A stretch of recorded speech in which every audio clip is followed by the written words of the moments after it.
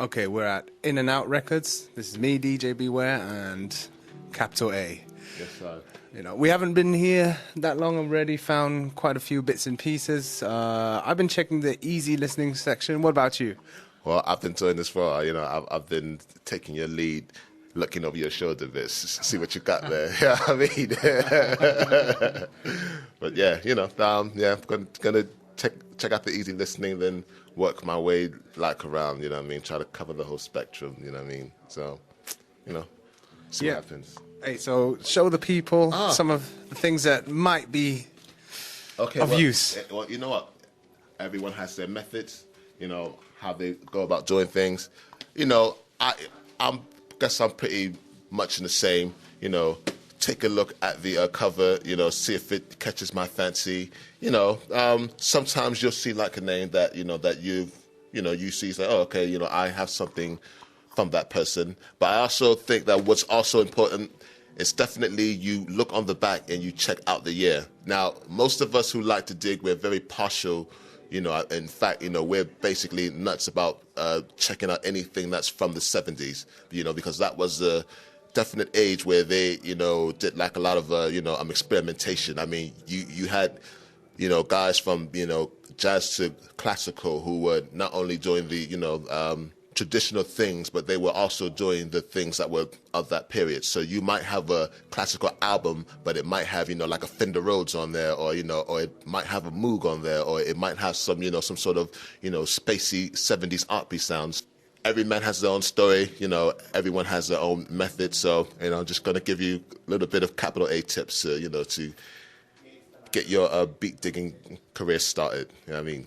See? Okay. List off which one.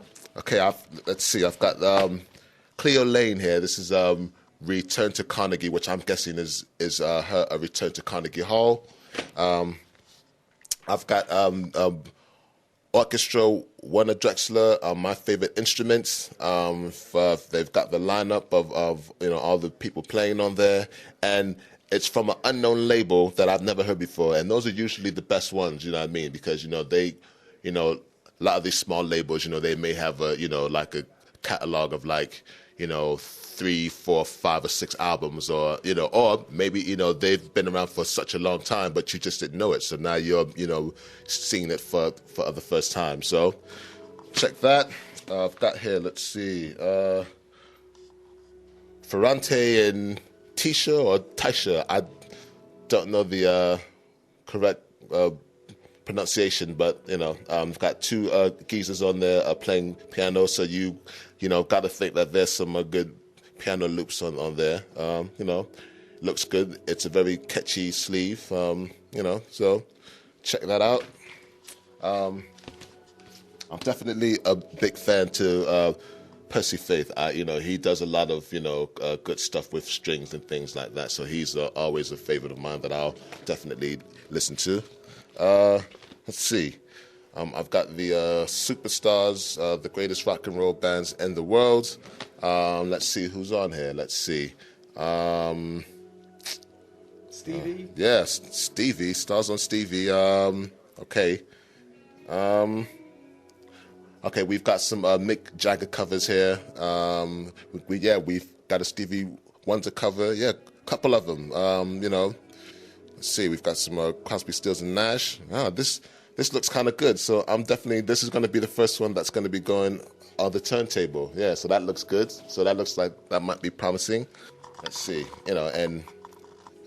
anything that has a saxophone on the cover, you just got to check it out, because you got to think that there's some elements of jazz on there, or there's some, some heavy saxophone playing or some heavy sax soloing, so you want to get some sax stabs, so that, that always fills up a track and, makes it, sound quite, smashing.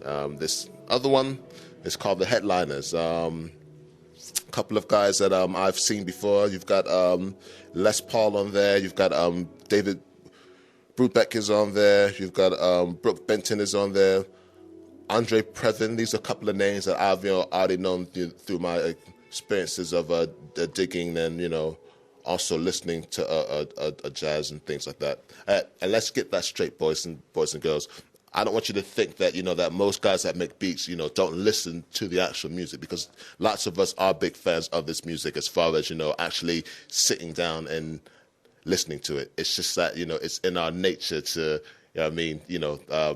have the record come back when we hear something that's funky or we hear something that catches our ear. But, we usually, put it on CD as well, pop it in the player on Sunday while you're chilling or you're vacuuming or you're washing your laundry. So we're also, fans of the music as well. We don't just use it to just, make beats and stuff like that. We also listen to it. So definitely, if you know anyone who's buying this stuff and not listening to it, then you tell them shame on them.